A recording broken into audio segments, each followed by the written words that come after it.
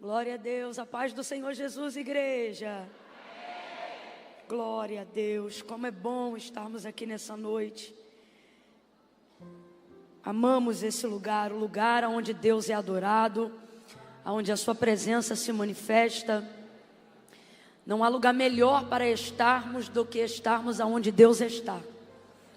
Se você entende o privilégio dessa oportunidade de poder estar em um lugar onde Deus é adorado e aonde Ele tem liberdade para ser Deus como Ele quiser ser, nesse lugar você vai levantar a sua mão e vai gritar assim, ó: ainda bem que eu vim, Jesus! E foi o Senhor quem nos trouxe. Todas as vezes que nós temos a oportunidade de estarmos na casa de Deus, buscando a sua presença, adorando Ele na beleza da sua santidade, todas as vezes, seja você que está em pé, sentado, na lateral, aqui fora, aonde quer que você esteja, todas as vezes que você pode estar num ambiente como esse, é um privilégio, e saiba que é um privilégio proporcionado pelo Espírito Santo. O homem não faz para Deus voluntariamente nada que coopere para o seu bem espiritual. Quando nós tomamos decisões e ações que glorificam a Deus, isto não é obra nossa, é obra do Espírito Santo. Camila, por que você está dizendo isso? Porque não importa a maneira como você está acomodado agora. O que eu preciso que você entenda é que se você está exatamente onde você está, o Espírito Santo está cooperando com você, para que você esteja no lugar certo, na hora certa, fazendo a coisa certa. Quem entendeu, diga amém. Amém. Diga assim comigo: eu estou no lugar certo. Ah, Camila, mas eu estou aqui fora. Rapaz, confia. Só confia. Diga assim: eu estou no lugar certo, na hora certa, fazendo a coisa certa. E aí, Camila, e daí? E aí que quando você está no lugar certo, na hora certa, fazendo a coisa certa, até o que era para dar errado na tua vida vai dar certo, porque você está alinhado com o céu nessa noite. Posso ouvir um amém? Quem entende isso consegue dar um graças a Deus?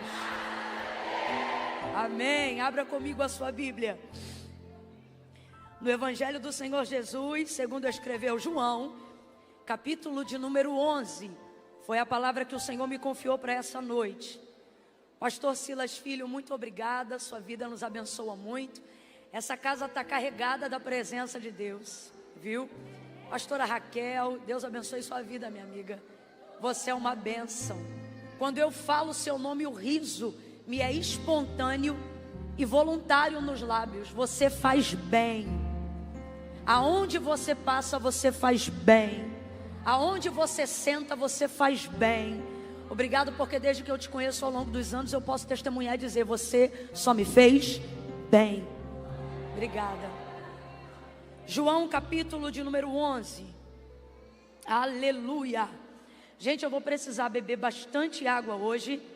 Então, não me deixa numa situação desconfortável, porque como sou eu que estou pregando, quando a gente está ministrando a palavra, as atenções estão voltadas para quem está falando. Então, esse culto é de Deus, não é de ninguém. O culto é de Deus. Convém que Ele seja adorado. E aí a gente, às vezes, quando está pregando e precisa beber água, os irmãos ficam com uma cara de coruja seca, olhando para a gente, secando a gente, e aí a gente se sente parecendo que está atrapalhando o culto. Aí o que a gente faz? Às vezes deixa de beber água para poder não atrapalhar o culto, porque a sensação que dá é que a gente está atrapalhando. E Deus não me chamou para atrapalhar, ainda mais culto. O sangue de Jesus tem poder. Mas eu entrei num processo de desidratação um dia desses atrás. Estou falando meio lento porque a língua está colando no palato. Não é nervoso não, é falta de hidratação mesmo. Então eu tenho que ficar bebendo água. Não me irrita, me ajuda.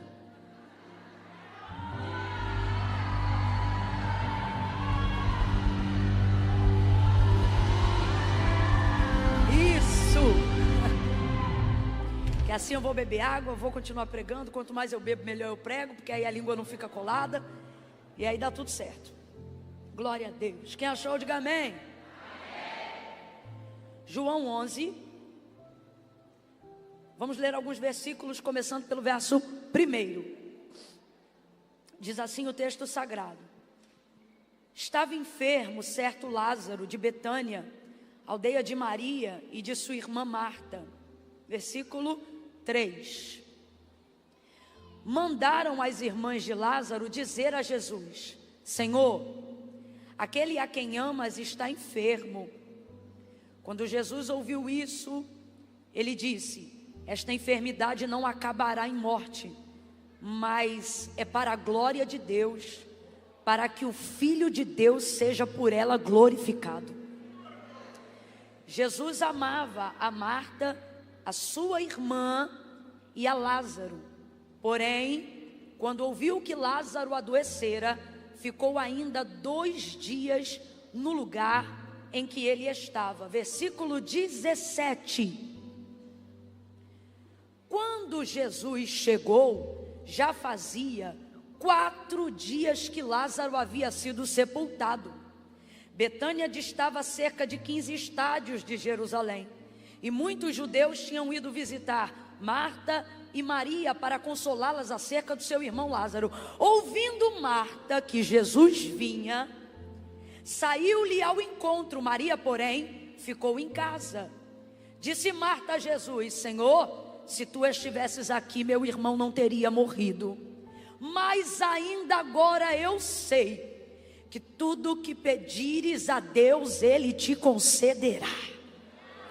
Respondeu Jesus: teu irmão ressuscitará. Respondeu Marta: eu sei que ele ressurgirá na ressurreição do último dia. Então disse Jesus: eu sou. Meu Deus do céu. Eu quero que você diga isso comigo nessa noite. Diga: eu sou.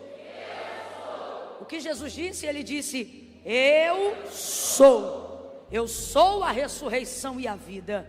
Quem crê em mim, ainda que esteja morto, viverá. E todo aquele que vive e crê em mim, nunca morrerá. Crês tu nisto? Ele perguntou para ela. Aí ela disse: sim, Senhor, creio que tu és o Filho de Deus, que havia de vir ao mundo. Diga amém por essas palavras. Pai, em nome de Jesus, nós estamos aqui diante da tua presença. Nós glorificamos a oportunidade que temos de sentir o Senhor em nosso meio. Obrigada, Espírito Santo, porque o Senhor está aqui. A ti seja a honra, a glória, o louvor. Continua ministrando no nosso coração o teu querer e a tua vontade. Manifesta a soberania do teu querer. Faça como tu quiseres. Os nossos corações se inclinam agora em oração, para clamar pela tua direção, para clamar pela tua presença. Senhor, nós não viemos aqui por causa de ninguém a não ser o Senhor, porque o homem não tem coisa alguma se do céu não lhe for dado. Se o Senhor não nos enviar resposta pela tua palavra, não importa quem seja o pregador, ele ficará envergonhado, porque o homem não tem coisa alguma se do céu não lhe for dado. Não importa quem seja o cantor, se o Senhor não ministrar nos corações, o homem ficará humilhado, porque o homem não tem coisa alguma se do céu não lhe for dado. Estamos aqui porque acreditamos que neste lugar, em oração e em adoração, tu envias resposta, tu traz cura. Portanto eu te peço, cumpre o que tu disseste que faria, quando me chamaste ao santo ministério da palavra, dizendo que enquanto a palavra da verdade estivesse sendo pregada, tu se moveria com unção, com poder. Aonde houver alguém enfermo, que haja cura. Aonde houver alguém triste, que haja alegria. Que a depressão perca o espaço nessa noite, que a síndrome do pânico bata em retirada com medo da tua presença. A síndrome do pensamento acelerado caia por terra. Organiza os nossos pensamentos. Aonde houver alguém com o coração angustiado, aflito, agora mesmo, enquanto eu estou orando, nós te pedimos, Senhor, acalma toda a alma que agora está subordinada à tua palavra. Fala, fala, fala e tem de nós misericórdia. Este é o clamor do Aviva Taquara nesta noite. Fala conosco, Porque quando tu fala,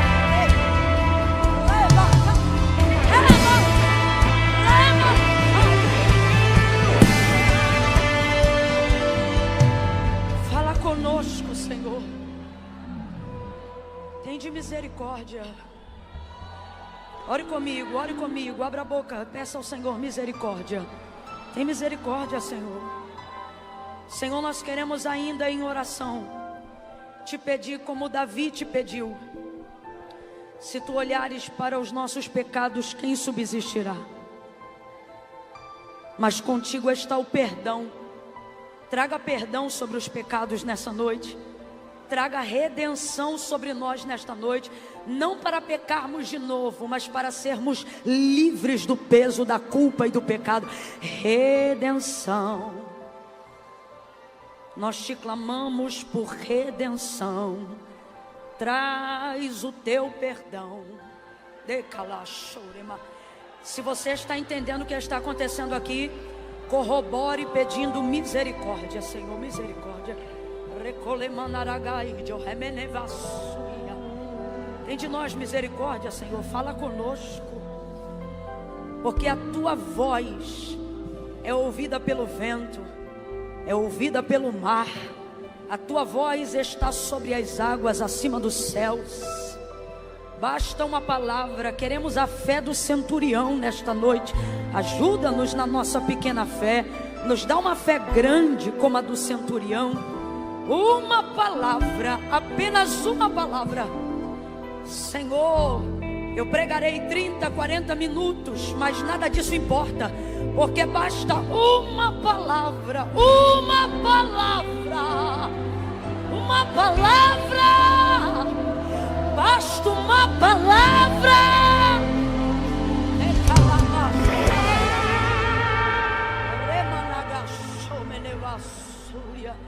Por favor, Senhor, esse é o nosso clamor. Nos dá direção pela tua palavra, resposta pela tua palavra. Fica conosco. Cura enfermidades pela tua palavra. Restaura casamentos pela tua palavra. Senhor, se estiver sendo transmitido online agora, nós oramos ao vivo agora. Todo demônio que está oprimindo essa pessoa em casa agora, solta ela agora. Solta ela agora, nós te damos uma ordem. Sai! Sai da sala, sai do quarto, sai da cozinha. Espírito de medo, nós te repreendemos agora em nome de Jesus. Espírito suicida, agora em nome de Jesus, solta essa arma da mão dele. Solta esse remédio da mão dela. Solta essa cocaína. E quem tiver alcoolizado, em nome de Jesus agora, tira o efeito do álcool e dá entendimento da tua palavra. E aonde houver um homem, uma mulher de Deus precisando de resposta, dá ele direção, dá ela direção agora, agora, agora, Senhor, por favor, por favor. Essa é a nossa súplica, essa é a nossa súplica. Agora nós que estamos aqui dentro, oramos pelos nossos irmãos que estão aqui fora, Senhor. Não permita com que o estar aonde eles estão os impeça de receber essa unção, receber essa porção.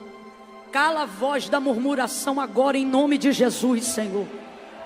Em nome de Jesus. Abre os céus sobre nós e glorifica o teu nome. Em nome de Jesus. Diga amém. Oh, amém. Amém, aleluia. Aleluia, aleluia, aleluia.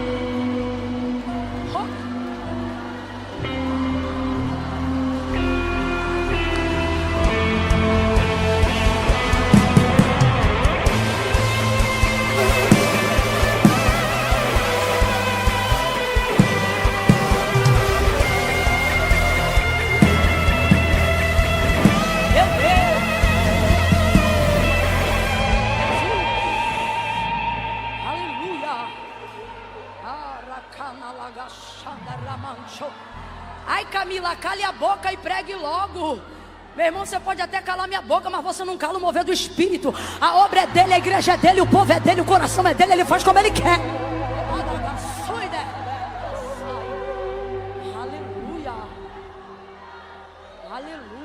glória a Deus, glória a Deus, glória a Deus, aleluia, aleluia.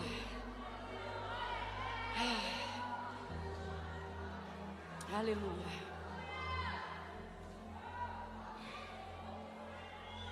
O Senhor vai corrigir algumas coisas na nossa frustração e na nossa expectativa hoje.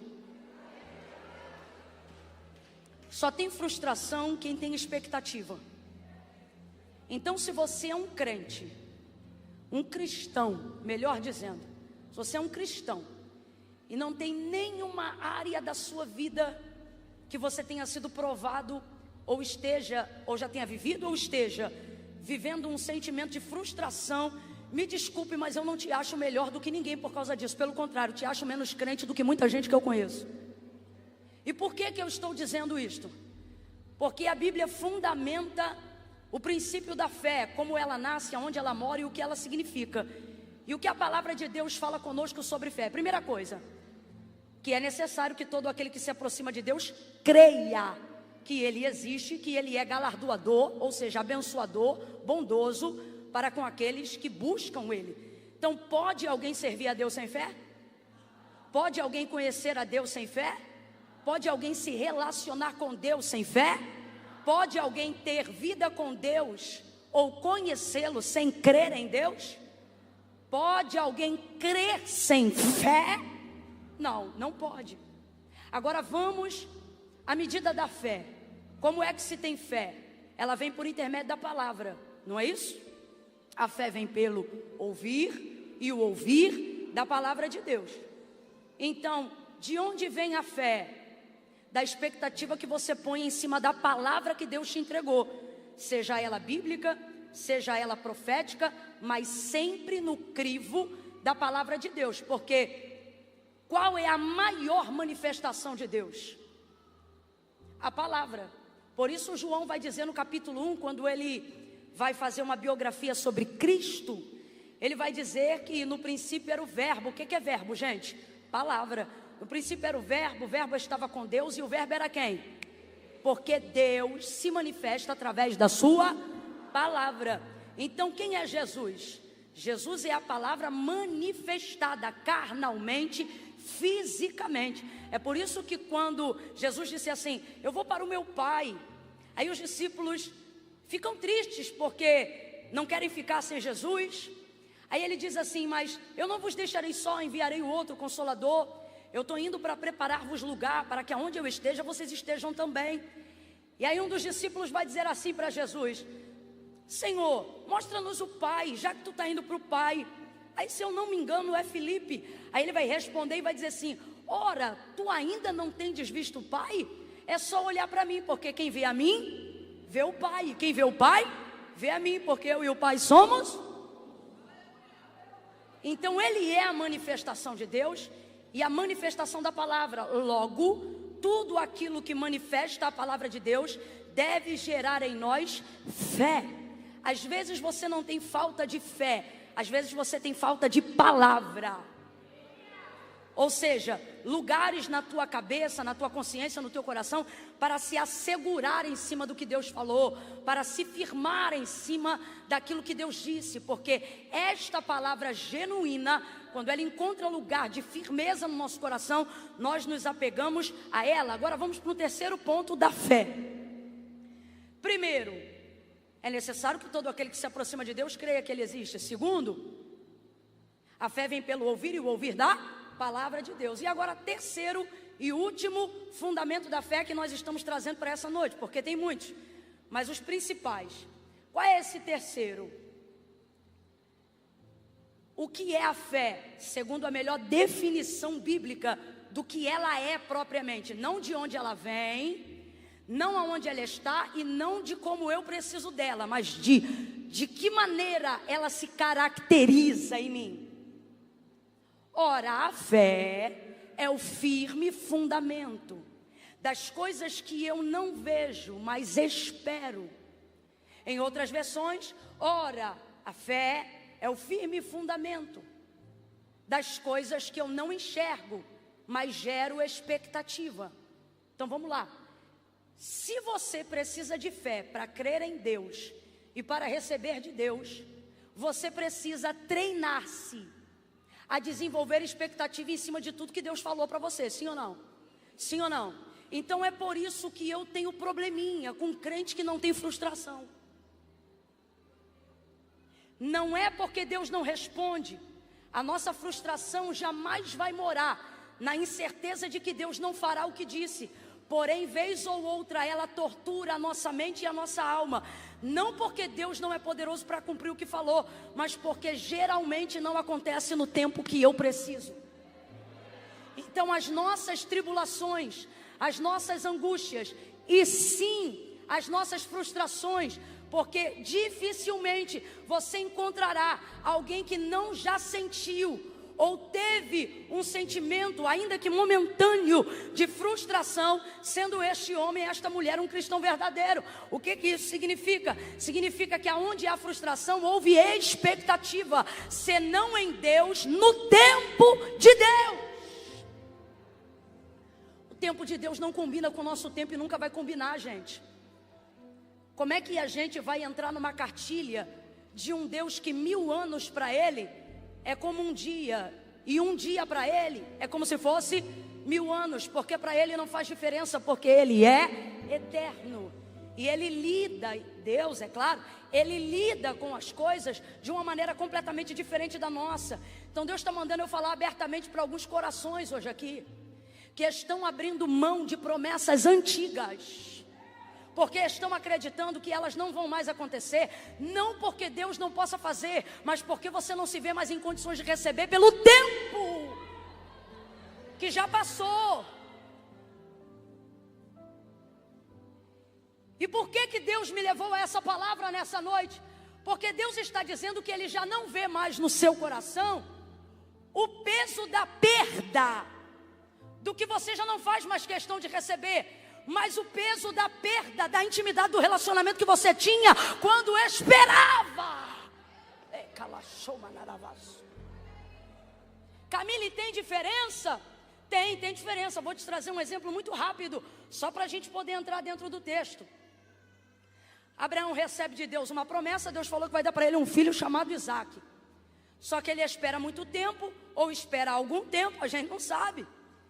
E aí vai aceitar a ideia de Sara, que era a esposa dele, colocar Agar, que era a serva dela, na cama de Abraão, para que dele nascesse o filho da promessa. 25 anos mais tarde vão se passar. Quando chega o ano de Deus fazer cumprir aquela promessa, lá atrás em Gênesis 12, o texto vai dizer que Deus aparece a Abraão no capítulo 17 do livro do Gênesis. E aí Deus vai dizer assim para Abraão: Abraão, por este tempo determinado, isso significa que Deus está falando com ele ainda este ano. Então o Deus que deixa passar mó tempão, na hora que entrega a promessa, não fala de prazo. Mas quando chega a hora de cumprir, Ele fala quanto tempo falta. Deus não está tratando de prazos, porque Ele não precisa trabalhar na promessa. Deus não trabalha na promessa, Deus trabalha na gente, para que a gente esteja pronto para receber o cumprimento do que Ele falou. Então, se Deus não te deu tua vitória, não cumpriu ainda a palavra que Ele liberou, não significa que ela não se cumprirá, só significa que nós ainda não estamos prontos para receber. O período de espera é o período onde você deve desenvolver relacionamento com Deus e capacitação para administrar aquilo que Deus te confiou. Toda a promessa está guardada na mão de Deus, e não há lugar mais seguro para ela estar do que na mão de Deus. O que significa? Que quando Deus faz uma promessa, mas ainda não cumpre, eu preciso me sentir segura. Significa que ela está guardada. Aonde que a coisa fica mais difícil? Quando ela cumpre, porque aí ela sai da mão de Deus e vem para a minha mão, aí a administração é minha. Então entenda, você não pode ficar dessa maneira. Abraão ficou assim, como a maioria de nós ficamos. E aí 25 anos mais tarde, Deus agora vai entregar o prazo. Ele não entregou o prazo lá na frente dizendo: Abraão, você vai esperar 25 anos para essa promessa se cumprir. Não, ele só aparecia de tempo em tempo para dizer: o que eu falei eu vou cumprir, o que eu falei eu vou cumprir, o que eu falei eu vou cumprir. Abraão é tido como pai da fé. Quem está me ouvindo bem, diga amém. Abraão é tido como quem? Ninguém tinha uma régua mais alta para criar expectativa no que Deus falava do que Abraão. Ninguém, tanto é que lá na galeria dos heróis da fé, o autor da carta aos Hebreus vai deixar claro que ele era amigo de Deus e que ele era o pai da fé. Por quê? Porque a fé vem pelo ouvir, o ouvir da palavra de Deus. Deus encontrou na vida de Abraão um nível de expectativa que ele não havia encontrado ainda no coração de ninguém. E que expectativa é essa? A expectativa de um Deus que não precisa provar que ele vai cumprir aquilo que ele fala, porque Abraão tão somente acreditou na voz de Deus. O que é que isso significa? Que aquilo que Deus fala é o suficiente para que ele cumpra. Ele não precisa te dar uma promissória. Só que o tempo passou, botou H na cama dele, nasceu Ismael. Quem nasceu? Quem nasceu? Ismael não é fruto da promessa. Ismael não é filho da promessa, é filho da ansiedade. É filho da força do seu braço. É filho de quem não tem força para esperar o cumprimento de uma palavra. É filho de quem está frustrado porque ainda não viveu a realização do que Deus falou. Então agora vem Deus no capítulo 17, 25 anos depois. Camila, Mané, Marta, Maria e Lázaro. Para de ser chato, presta atenção. Ele vem a Abraão e ele diz o que é para Abraão? Abraão, aquela promessa que eu te fiz lá atrás, neste tempo determinado eu vou cumprir. Ou seja, depois de 25 anos Deus vem, não para dizer vou cumprir, mas para dizer quando. Rapaz, é tanto tempo esperando uma coisa acontecer sem acontecer, que quando Deus dá o prazo que vai acontecer, Ele encontra um coração desmaiado. A gente é assim, e não leva mal, mas tu não é melhor do que Abraão. Não, Camila, mas eu ainda estou firmão. A minha pergunta é, e quantos anos se passaram? Aí Deus vai dizer assim para ele, Abraão, neste tempo determinado, ou seja, ainda este ano, Sara vai dar luz ao filho da promessa. Aí ele está ouvindo Deus lembrar de promessas antigas. Vem comigo. Ele está ouvindo Deus lembrar ele de promessas. E aí o texto vai dizer que ao ouvir Deus falar isso com ele, ele vai rir. Ele vai? A gente só fala que Sara riu, mas Abraão riu também. Gênesis 17. Quando ele ouve Deus falar essas coisas com ele, o texto diz que ele ri. Mas ri por fora? Não, ri por dentro. Aí ele ri. E por dentro ele fala, não falou com a boca, falou em pensamento, não falou com a boca, falou no coração. Só que Deus não prova só as palavras, como diz o Salmo, tu me sondas e me conheces, antes que a palavra venha em minha boca, o Senhor sabe o que eu vou dizer. Aí Abraão, dentro dele, não vai falar, porque quem tem temor não é abusado. Aí ele vai pensar, como é que um homem de 100 anos vai fazer um filho? Ele vai pensar, como é que uma mulher de 90 vai gerar? Aí ele ouve a promessa inteira e Deus diz assim, com este filho estabelecerei minha aliança contigo. Mano, Deus começa a rasgar e entrega bênção sobre bênção, vitória sobre vitória. E o que ele está dizendo para Abraão é o seguinte, tudo que você me ouviu falar nesses 25 anos vai se cumprir nesse ano. É nesse ano que eu faço, é nesse ano que eu entro, é nesse ano que eu dou, é nesse ano que eu entrego. É mais ou menos isso que Deus está falando. E aí ele entrega tudo, era hora de Abraão ficar igual você. Só que Abraão está provado no teste do tempo. Talvez você já passou ou está comemorando porque ainda não foi tão provado quanto ele. E aí ele, de vez de dizer glória a Deus, aleluia, sabe o que ele vai dizer? Com a boca ele vai dizer, Oxalá, faça assim Deus a Ismael. Só que Deus foi lá para falar de quem? Vamos lá, Deus foi lá para falar de quem? Ele ouve tudo sobre Isaac e pede para Deus abençoar quem? Me parece que alguém não espera mais Isaac. É isso ou não é? É isso ou não é? Então o que Abraão está dizendo para Deus? Deus, não é que eu não creio que o Senhor não tem poder de cumprir. É que eu já não me vejo em condições de... Porque eu estou esperando há tempo demais. Então o tempo tirou de mim o vigor de querer um filho, de gerar um filho, de educar um filho. Eu já não me imagino mais sendo pai de mais uma criança. Com Ismael eu já fiquei cansado, imagina agora Isaac mais novo. Ele já não imaginava Sara grávida. Então tudo aquilo que Deus havia falado entrou em uma área aonde para ele Deus não precisa cumprir. Isso não vai mudar na cabeça dele o relacionamento dele com Deus. Mas a verdade é que quando a gente deixa de desejar o que Deus falou, não é que o relacionamento vai mudar, já mudou. Então você está aqui hoje se sentindo um crente super maduro enquanto eu falo de frustração? Ou um homem, uma mulher muito experiente, independente do seu cristianismo ou da sua religião, pensando assim: ah, Camila, nada mais me frustra, isso não muda mais na minha vida, crítica não me muda, elogio não me muda, realização não me muda, dinheiro não me muda. Meu irmão, nenhuma dessas coisas pode mudar, mas tem uma coisa que ninguém nunca venceu e nem vence, só Deus vence. O quê? O tempo. Ao ponto que Salomão vai dizer: não é dos mais velozes a corrida, nem a vitória é dos fortes. O que vai determinar quem vence e quem não vence, ele vai dizer: todos estão subordinados ao tempo e à ocasião. Então, de quem é a vitória? De quem sabe administrar o tempo e entender a ocasião. De quem é a vitória? De quem tem paciência com o tempo e compreende a circunstância da ocasião. Por isso Davi dizia: esperei. Mas ele dizia: frustrado não, com paciência. O que ele está dizendo? Eu não abro mão daquilo que eu recebi. Eu quero derramar sobre a sua vida, na autoridade do nome de Jesus agora, uma unção de Caleb. Pra quê, Camila?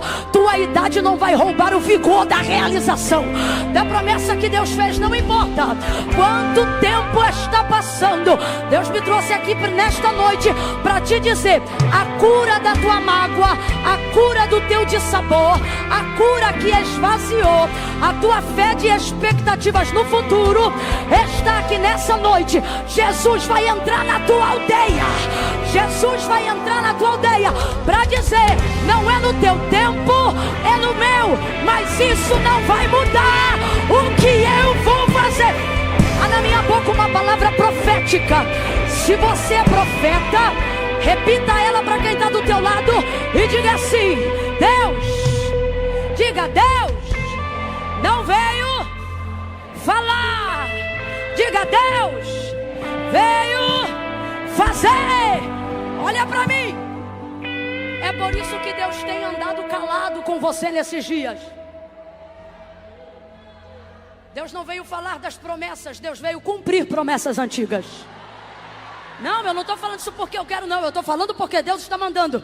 Você diz: Senhor, está diferente, está estranho, está esquisito. Ele diz: mas vai melhorar. Nosso relacionamento vai voltar a ser de intimidade. Quando você entender que eu não deixei para trás nenhuma linha que você escreveu, quando anotou a promessa que eu te entreguei. Oh, meu Deus. Eu quero que você abra a boca comigo e diga assim: intimidade. Você vai entender já já. Apenas reproduza, diga: intimidade. Diga mais forte: intimidade. Deus não se relaciona superficialmente com seus amigos.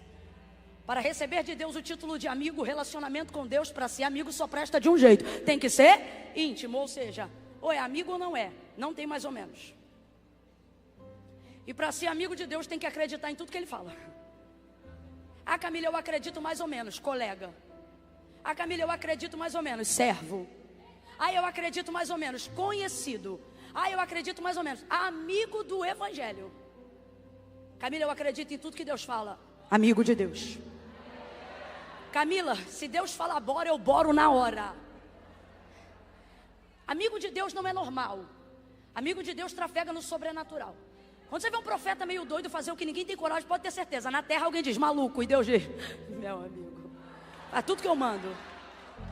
E sereis meus amigos se fizerdes o que eu mando. São palavras de Jesus.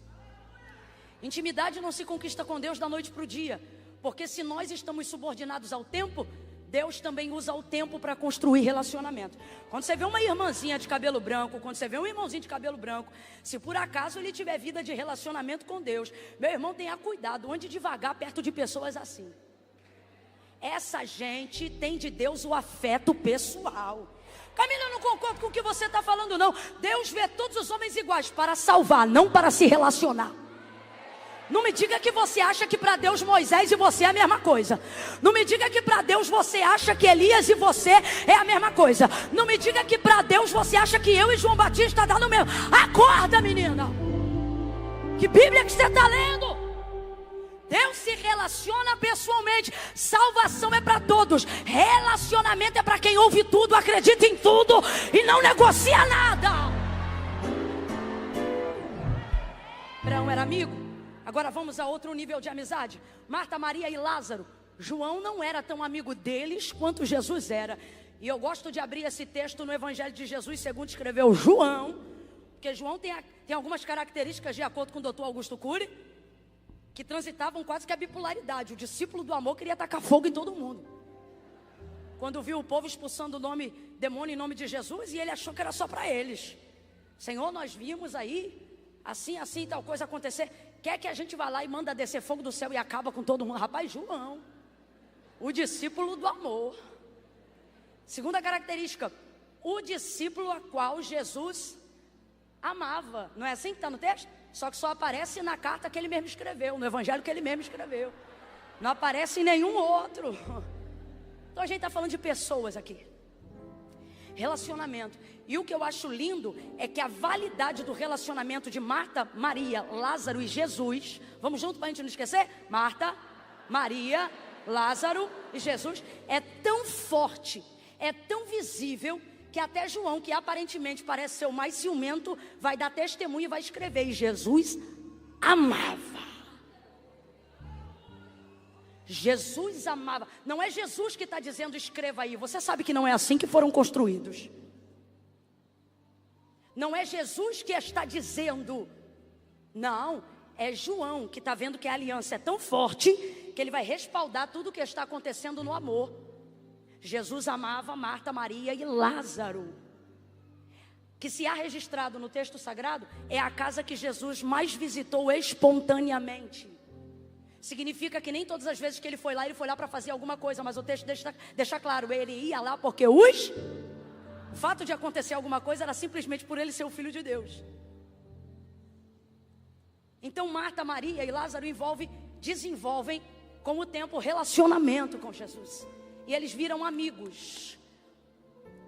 Eles viram amigos. Então agora, se eles são amigos, um amigo vai ficar doente. Quando ele fica doente, qual é a primeira coisa que Maria e Marta vão fazer? Vão fazer chegar um recado onde Jesus está. E Jesus estava longe, hein? Quem está me ouvindo bem, completa aí, por favor. Jesus estava onde? Longe. Só que a amizade verdadeira tem disso. Não é sobre estar no mesmo espaço, dividindo as matérias, o mesmo corpo e o mesmo ambiente. É sobre não estar no mesmo lugar e saber aonde quem você ama está. Isso é amor. Isso é relacionamento. E olha que eu estou falando de uma época que não tem WhatsApp. Sabia onde eu estava porque conhecia a vida. Sabia onde eu estava porque tinha relacionamento que não era de oi, tudo bem, mas era de comunhão. Pegam então um recado, Marta e Maria, e manda avisar para Jesus: teu amigo a quem tu amas. É impressão minha ou elas estão usando o relacionamento para transferir urgência? É impressão minha? Alguém consegue fazer a leitura do bilhete como eu? São amigos. Lázaro está enfermo. Passa primeiro dia, segundo dia, terceiro dia. O cara vai ficando cada dia mais doente. Mais doente. Parece que eu vejo a vizinhança indo visitar Lázaro na sua enfermidade, que aponta para a morte, num sentido físico. E os vizinhos perguntando: e aí, ele já veio? Ele quem? Jesus. Já veio? Não é, mas vocês não são amigos? Eu não estou inventando, gente. Tem conjectura que é tão clara que às vezes o maior erro é não fazê-la. Eles eram amigos. A casa mais visitada. E agora, quando o amigo mais precisa, cadê aquele que quando é hora do pão tá? Que quando é hora do culto tá? Que quando é hora da água chega? Que quando precisa de ajuda está? Que quando quer comunhão está? Então eu vejo Marta e Maria na condição da sua humanidade, frustradas com a ausência de Jesus. Agora, frustradas a ponto de perder a fé? Não. Tanto é que quando Jesus volta ou retorna na aldeia de Betânia, ela diz: eu sei que ainda agora tudo que tu pedires a Deus Ele fará. Então o que ela está entendendo?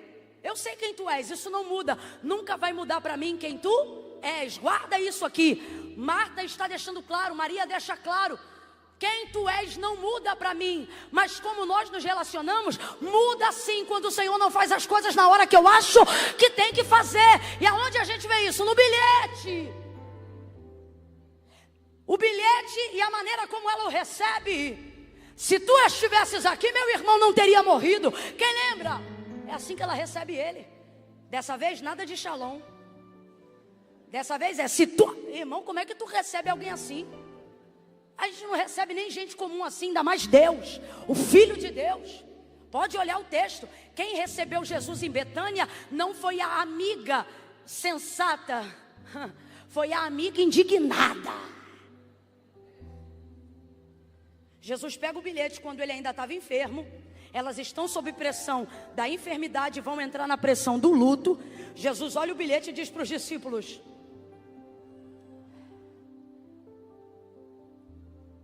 nada. Ele fecha o bilhete e não vai. Então os discípulos ficam com ele onde eles estão. E Lázaro morre. Ficou mais 2 dias Jesus aonde estava. Ele sabia, só faltam mais 2 dias para ele morrer. E mais 1 dia para eu caminhar e chegar lá. Por isso que quando ele chega, Lázaro já estava sepultado há quantos dias? Há quantos dias? Aí Jesus, agora que Lázaro morreu, vai para a aldeia de Betânia. Ele diz para os discípulos, guarde isso. Ele diz para os discípulos: Lázaro, nosso amigo, dorme, mas eu vou ressuscitá-lo. Aí os discípulos, que da última vez que passaram lá foram arrebentados pelos fariseus, dizem assim: Senhor, se ele dorme, deixa ele descansar. Rapaz, a gente é terrível. Senhor, se ele dorme, deixa ele lá, que ele vai melhorar. Aí Jesus vai falar categoricamente: Lázaro, nosso amigo, está morto, mas eu vou ressuscitá-lo. Então Jesus sabe, Lázaro está morto. Vamos lá, Lázaro está? Lázaro está? Só que Jesus também diz: mas eu vou ressuscitá-lo. Então diga para mim, Jesus precisa do apoio ou da fé. Guarde isso, por favor. Jesus precisa do apoio ou da fé de alguém para ajudar ele a cumprir uma decisão que ele já tomou. Vamos falar rasgado então, que é para geral entender. Se Jesus disse eu vou ressuscitá-lo, ele vai usar a fé de alguém para isso? Se Jesus disse eu vou ressuscitá-lo, ele precisa do apoio dos discípulos para isso? Se Jesus disse eu vou ressuscitá-lo, ele precisa da fé de Marta e Maria nele para fazer isso? Ele não precisa da fé de ninguém para fazer isso, porque o texto deixa claro que era uma decisão que ele já havia tomado sozinho. Lázaro está morto, mas eu vou ressuscitar. O que para Marta e Maria é luto, para ele é uma estratégia e um plano criado desde o princípio. Então o plano está bolado, está tudo armado e ele não precisa de ninguém para nada. Agora ele vai entrar na aldeia de Betânia para executar o plano que foi arquitetado só entre ele e o Pai. Quando ele chega na aldeia, Marta olha para ele, bem informada, fica sabendo que ele está chegando antes de chegar. Se tu estivesses aqui, meu irmão não teria morrido. O que ela está dizendo? Eu queria que o Senhor tivesse vindo. Isso não é jeito de se receber alguém. Só que a indignação de não termos sido atendidos no tempo que queríamos mostra que o nosso coração não é digno de intimidade com Jesus. E agora eu não falo só de Marta, mas de cada um de nós. É por isso que o amor dele por nós sempre será maior do que o nosso amor por ele, porque ele sabe quem nós somos e mesmo assim segue nos amando. Se tu estivesses aqui, meu irmão não teria morrido. Marta está dizendo o seguinte: para mim, baseado pelo que a gente construiu até hoje, o Senhor tinha que ter chegado aqui antes. Agora eu vou parafrasear, não é a Bíblia quem está dizendo, eu vou parafrasear. O que eu vejo embutido nessas palavras é a frustração de quem não foi atendido quando queria. Não ser atendido quando queria é tão ruim quanto ser atendido fora do teu tempo.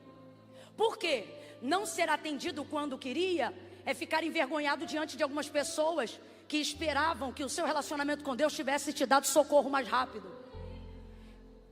Não ser atendido quando queria é ver alguns familiares nossos vendo a gente sendo fiel a Deus, nos dízimos, nas ofertas, no caráter, na integridade, no modo de viver, na intenção, na fé, e mesmo assim ver empresas quebrarem e ver pessoas olhando pra gente e pensando: pensei que você e Jesus fossem amigos, mas seu CNPJ tá falido. É ver-se indo na quarta-feira fazer quimioterapia e na sexta radioterapia e ver gente te olhando de longe e não falando com a boca, mas você vendo nos olhos: ah, depois de eu ver você tantos anos servindo a Deus, sendo obreiro, sendo obreira, eu imaginava que o seu amigo curaria o câncer e você não iria ficar na necessidade de quimioterapia. E assim segue. E a gente pensa, mas isso não muda para mim. Ele sempre será o filho de Deus e ele sabe disso. Mas Deus me trouxe hoje aqui para dizer: joga limpo, teu relacionamento mudou comigo desde que eu não te atendi no meu tempo. Ou melhor, no seu tempo. Mudou. Quando você orava dizendo: Senhor, livra da maconha, quebra o vício, e da maconha ele foi para a cocaína. Aí você continuou a campanha, mandou o recado: Senhor, é o meu filho, ele não te serve, mas eu te sirvo. É a minha filha, ela não te busca, mas eu te busco. E como a cananeia você seguia: filho de Davi, tem misericórdia de mim, liberta, alcança. Mas da cocaína foi para o crack, e de lá para cá você parou de orar. Mas lá atrás Deus já havia dito: não é drogado, é evangelista. Não é drogado, é evangelista. Só que a promessa perdeu força. Você se desviou? Não. Você segue crente. Teu nome saiu do livro da vida? Não. Você segue firme. Aí você diz: Deus, para mim o Senhor não mudou. E Ele sabe. Ele diz: eu sei que eu não mudei, eu não mudo, mas o nosso relacionamento já não é mais o mesmo. E esta noite, se você admitir, você vai ver o que eu vou fazer. Mais do que te dar o que Ele falou, Ele não quer perder a intimidade que Ele tinha com você. Você focou no cumprimento do que Ele ia fazer, e Ele só focava no relacionamento de vocês, enquanto Ele não fazia o que você queria. Quando Deus chamou Abraão, Abraão era um servo. Pode olhar os primeiros capítulos do relacionamento de Abraão e Deus. Quando Abraão começou a caminhar com Deus, ele era tido como servo. Abraão, meu servo. Mas depois de 25 anos, pode olhar, o texto não vai mais dizer que Abraão era só servo, mas ele vai dizer que Abraão era de Deus amigo. O tempo que para você é tortura e frustração, para Deus é relacionamento de intimidade. Então Ele só coloca no lugar do tempo de espera pessoas que Ele sabe que pode usar esse tempo para desenvolver com elas relacionamento. Qual era a casa que Ele mais amava? A casa de Marta, Maria e? Que casa melhor Ele poderia escolher para num primeiro momento frustrar, para depois realizar, senão a casa de amigos que eram íntimos.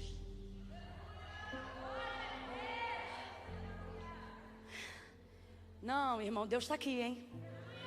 Deus está aqui e é noite de terapia. Você pensou que o Aviva era só manto, e Deus está dizendo: hoje eu estou entrando no recôndito da tua alma, e estou dizendo que eu tenho observado a tua tristeza comigo de um tempo para cá. Não mudei como Deus, você nunca me desrespeitou. Você segue lutando pelo nosso amor, mas a verdade é que você já não luta mais por coisas que eu disse, porque já não se relaciona mais comigo como se relacionava. E por que não? Porque eu escolhi tua casa para permitir algumas frustrações que você achava que pela nossa intimidade você jamais as viveria. Afinal, ninguém orava mais do que você. Afinal, ninguém jejuava mais do que você. Afinal, ninguém acreditava nisso mais do que você. E eu não fui, eu não cheguei, eu não te curei. O divórcio não foi interrompido, a enfermidade não foi curada. Você está tomando remédios controlados. Porque eu não fui, eu não cheguei, eu não entrei, não respondi.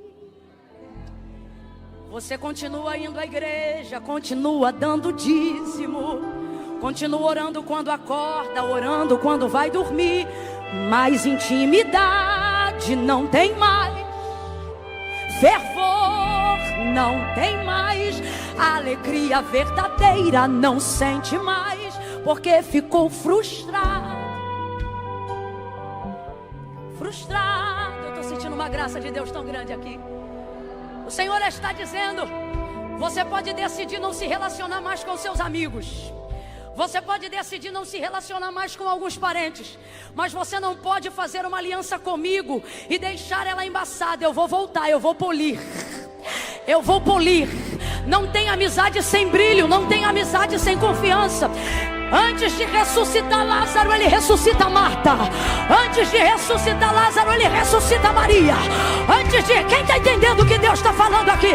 Antes de ressuscitar Lázaro, ele ressuscita os discípulos. Ele não precisa de ninguém para ressuscitar Lázaro, mas ele decide não ressuscitar enquanto todos não voltarem a acreditar que ele pode realizar. Ele te trouxe hoje aqui para dizer: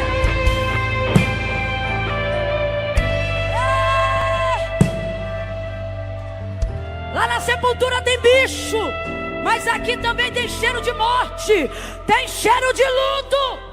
Marta acha que é quando a pedra da sepultura é arrolada que o cheiro da putrefação vai sair. Só que Jesus já está sentindo o cheiro da morte muito antes da entrada da aldeia de Betânia.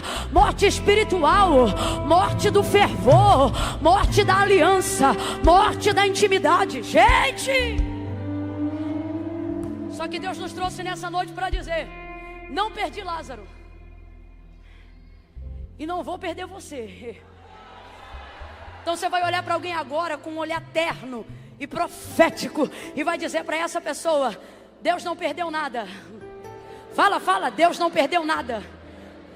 Deus usou o tempo. Diga: Deus usou o tempo para promover nossa amizade. Alguém está entendendo o que Deus está falando aqui? Deus não se esqueceu da tua casa. Camila, mas está tão difícil que parece que Ele esqueceu. Ele não esqueceu, Ele escolheu. Ele não esqueceu, Ele escolheu. Você está passando o que está passando, não é porque foi esquecida, é porque foi escolhida. Você não está passando o que está passando porque foi esquecido, está passando porque foi escolhido. Ele sabe em quem Ele pode. Ele sabe com quem Ele pode. Quem está entendendo, bata no peito e diga: comigo Ele pode. Comigo Ele pode. Comigo Ele pode. Aleluia. Aleluia.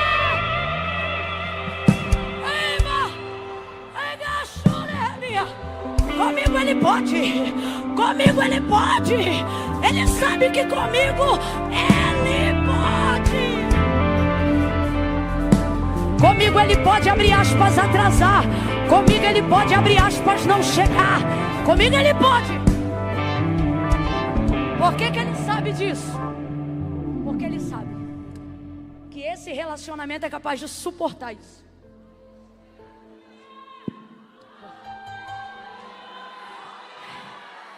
Vou te dar alguns segundos só para pensar no que você tem passado. Vou te dar alguns segundos só para pensar em tudo que você tem atravessado. E ao final dessa reflexão, veja se vocês chegaram a uma intimidade o suficiente para que nessa noite você encerre esse momento da palavra. Ao invés de dizer: Ele me deixou, você entender que na verdade Ele só está fazendo isso com você porque te escolheu, não porque te esqueceu. E por fim, ao invés de responder: não aguento mais, eu espero que depois dessa reflexão você saia daqui nessa noite dizendo assim: Ele sabe que comigo Ele pode. Porque Ele sabe que Ele vai me humilhar e eu não vou largar. Ele vai me abater e eu não vou deixar. Ele sabe. Ele sabe que no fim eu corro para Ele. Ele sabe que no final de tudo eu desço é para Ele. Eu até me revolto, quebro uns pratos, mas depois eu volto para Ele. Porque tudo que eu tenho é Ele. Quem conheceu Ele não vive sem Ele. Eu respiro por Ele, eu dependo dEle, eu espero nele. A paz que minha alma procura está nele. É nele que eu vivo, é nele que eu existo, por Ele subsisto. Se eu como é porque Ele manda, quando sou provado é porque Ele prova. Quando eu estou no chão, não é o diabo me humilhando, é Deus me abatendo. Porque comigo Ele sabe que Ele pode. Pode me abater, pode me humilhar, pode me perseguir. Ele pode. Comigo Ele pode fazer o que quiser. Porque no nosso relacionamento, Ele sabe que a nossa intimidade sustenta a ausência de explicações. Olha pra cá. Não é todo relacionamento que tem força para sustentar a ausência de explicações. Irmão, tem que ser muito amigo para fazer uma coisa que você sabe que o outro não vai compreender, mas você não vai precisar se explicar e a amizade vai continuar. Tem que ser muito amigo. Só que Jesus me trouxe nessa noite aqui para dizer: eu sou esse tipo de amigo. O melhor amigo. Então Ele está dizendo: será que sendo seu melhor amigo não sou digno da sua confiança no seu pior momento? Amém? Ele é digno? Ele é digno? Ele já falhou com alguém? A Camila falhou comigo, falhou nada.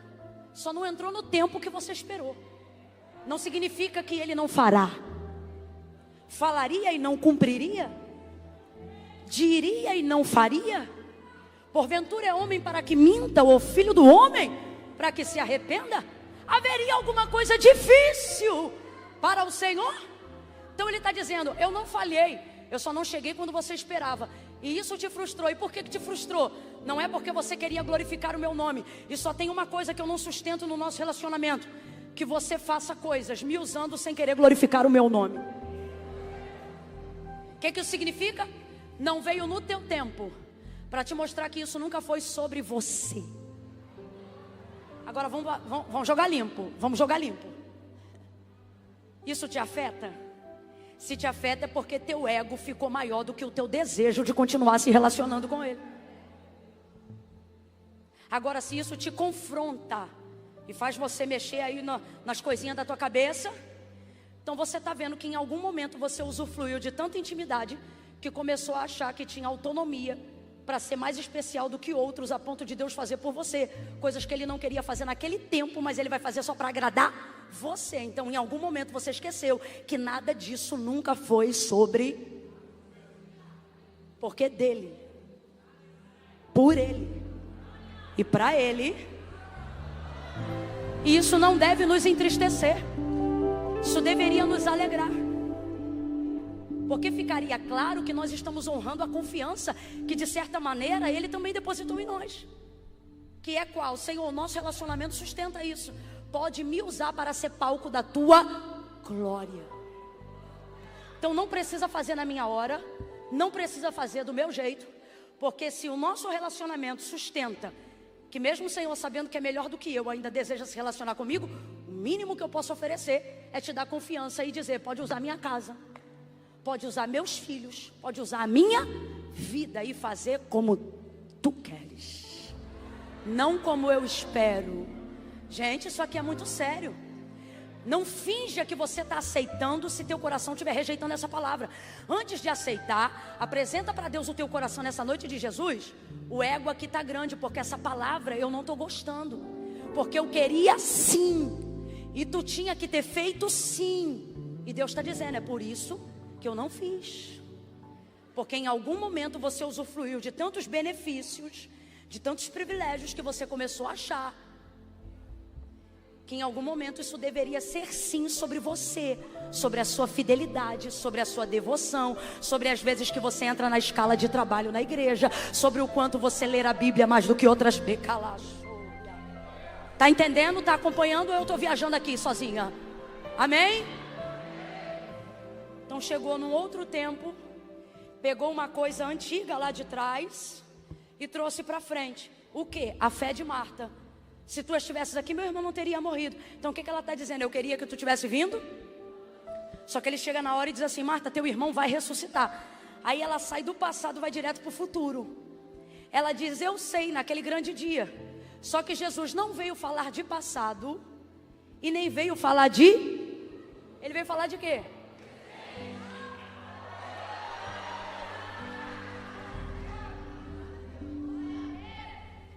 Meu Deus. Vou encerrar aqui que nem eu me aguento mais.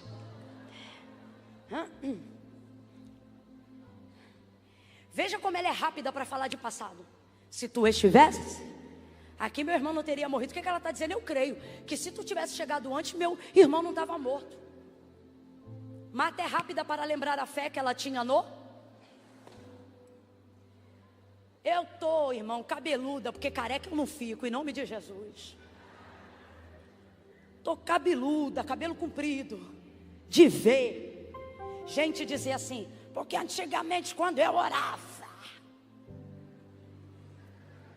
porque Deus, olha quando eu falava com Deus, e naquele tempo você é bom, é rápido de falar de como Deus era e de como você era no passado, de como tinha fé no passado, de como era cheio do Espírito no passado. Ainda bem que o clamor é aviva, aviva, aviva. Marta rapidamente fala do passado. Aí Jesus joga para o futuro. Ela também não tem dificuldade de ir para o futuro. Eu sei na ressurreição daquele dia. Então ela crê e ela vai rapidamente para o futuro. Quem ainda está comigo, gente? Aguenta mais 10 minutinhos, diga eu aqui. Ela vai rapidamente para o futuro. Eu sei, naquele dia, olha aqui, naquele dia o Senhor vai fazer isso com todo mundo. Olha como é que o relacionamento já não é mais o mesmo, porque a gente só vive nessas duas versões. Ou Deus é exclusivo para mim, ou eu me acostumo a adorá-lo entendendo que Ele é o Deus de todo mundo e não individualizo mais a nossa relação. Ela vai de um extremo ao outro. Se não fez para mim, não deixa de ser Deus, mas também não faz para mim, é sinal que eu sou igual a todo mundo. Gente, para pensar. Se tu estivesses aqui, então antes eu queria que o Senhor agisse diferente comigo, porque o Senhor sabe que nossa casa é diferente contigo. Aí Jesus diz, vou ressuscitar. Eu sei, na ressurreição daquele grande dia. Ou seja, já não acredito que Ele faz coisas só para mim. Eu vou seguir adorando a Ele. Estou falando da gente, não de Marta. Entendendo que o que vier sobre mim é a mesma coisa que vai vir sobre todo. E Deus está dizendo, não, eu voltei aqui para te lembrar que a gente tem uma relação. Então eu não vim falar de passado, não vim falar de futuro, eu vim falar de... E se eu te disser que isso não é sobre Marta, é sobre nós nessa noite? Você está aqui dizendo, eu queria, se o Senhor tivesse falado, se o Senhor tivesse me livrado, se o Senhor tivesse... E o Senhor está dizendo, nada do que você não me viu fazer antes me impede de fazer o que eu vou fazer agora, me impede de fazer o que eu vou fazer esse mês. Meu Deus, levanta a mão direita, o mais alto que você puder, vai. Creia nos seus profetas e prosperareis. Levanta a mão direita, bota a esquerda na mesma altura, bota a esquerda na mesma altura. Quem crê não baixa não. Eu vou contar de 1 a 3, quando eu disser 3, tu vai botar a mão no ombro do irmão e vai dizer assim para ele, é agora, o tempo de Deus é agir agora. Espera que eu vou contar até 3. 1, nada do que você não viveu antes vai te impedir de viver o que você vai viver agora. 2, você não é todo mundo. Este ano ainda Deus vai te dar sinais que o relacionamento de vocês não mudou. 3, bota a mão no ombro do vizinho e diga, é agora, é agora, é agora. Eu sinto de poder liberar isso. É para este ano que promessas antigas se cumprirão. Alguém reage, alguém reage. Quem não vai deixar a peteca cair, quem não vai deixar a expectativa baixar, quem não vai deixar a frustração falar mais alto do que a razão da vossa fé. Cristo em vós, esperança da glória.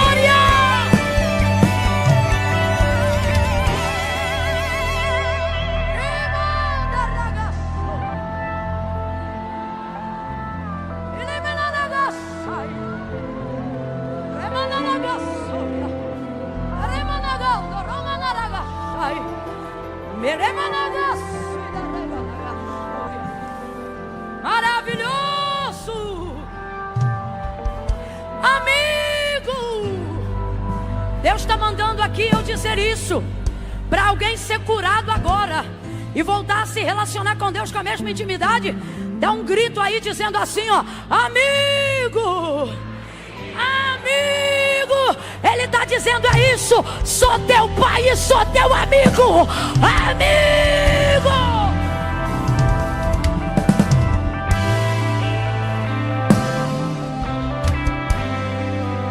Não vamos deixar de ser amigos. Senta só mais 5 minutinhos para não cansar.